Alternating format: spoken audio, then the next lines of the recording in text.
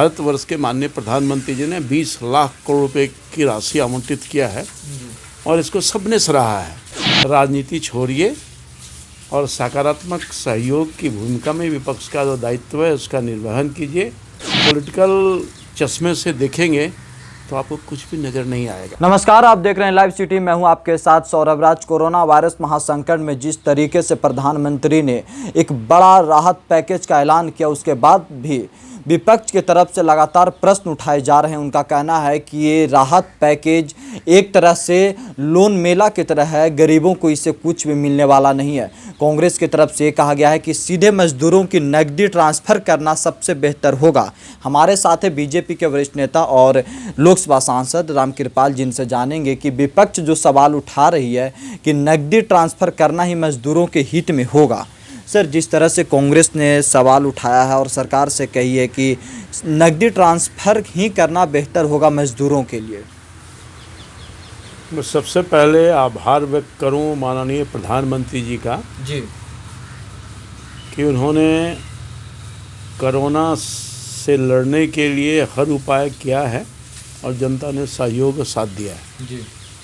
और साथ ही साथ जिस तरह से अर्थव्यवस्था को दुरुस्त करने के लिए, गरीबों के लिए, किसानों के लिए, प्रवासी मजदूरों के लिए, जो आम तबके के लोग हैं, छोटे उद्योग वाले, फुटपाथ पर बेचने वाले, सब लोगों का ख्याल किया है।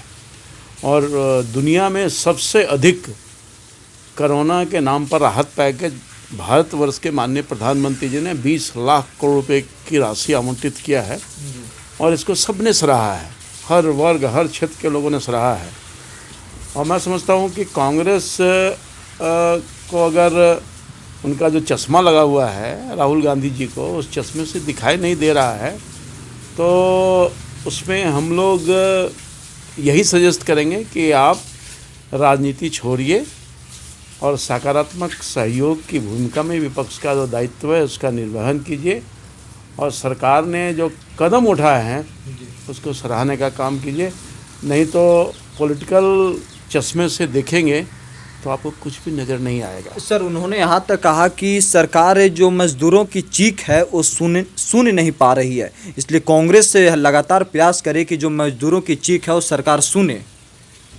असल में कांग्रेस पार्टी का दुर्भाग्यपूर्ण स्थिति ये रहा है कि हमेशा गरीबों को चीख को बढ़ाने का काम किया है। हमेशा जब तक सत्ता में रहे चीख बढ़ता ही गया, गरीब मरता ही गया, गरीबी हटाओ का नारा दिया, मगर गरीब मरने का काम किया, चीखने का काम किया। इसलिए उनको वही जो अपने ज़माने का चीख है वही आज भी सुनाई दे रहा है। माननीय प्रधानमंत्री जी ने सबकी भूख को, सबकी कमी को दूर करने का काम किया है, हर गरीबों के लिए हर कदम उठाने का काम किया है। और मैं अगर लंबा विस्तार से करूं तो लंबा हो जाएगा। और मैं समझता हूं कि सरकार के इस कदम को सब लोगों ने सराहा है, चाहे गरीब हो, मजदूर हो, किसान हो, महिला हो, पुरुष हो, चूँकि सबका ख्याल रखा गया है। छोटे उद्योगपति हो और देश आत्मनिर्भर बने, उसके लिए जो सार्थक प्रयास प्रधानमंत्री जी ने किया है। देश की जो गतिविधियाँ, आर्थिक गतिविधियाँ बंद हो गई थी, उसमें तेज़ी लाने का काम क्या है, अभूतपूर्व है। सर, एक लास्ट क्वेश्चन ये है सर कि बिहार में भी जिस तरीके से विपक्ष लगातार प्रश्न उठा रही, उन्होंने कहा कि ये पैकेज नहीं लोन मेला है। इसी तरह 2015 में प्रधानमंत्री ने बिहार वासियों के साथ एक वादा किया था पैकेज देने के लिए, वो आज तक पैकेज नहीं आया बिहार। बिहार के विपक्ष को अगर नहीं समझ और सूझ है तो मैं उस पर कोई ख़ास टिप्पणी नहीं करना चाहता।